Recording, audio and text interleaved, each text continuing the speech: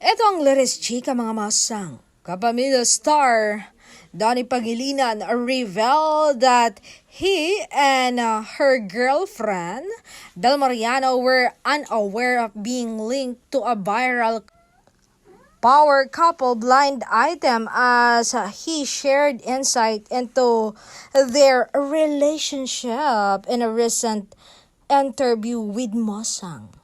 Ito nga ang sabi ng aktor, I knew the issue but I didn't know we were part of the list. Ang taray naman ng power couple, I don't know if I would consider Bella and I a power couple but thank you for considering us. Alam mo, like I've been in the industry for so long and so many controversies have come my way. I still live by that same motto which I came up with years ago. Learn the art of deadma.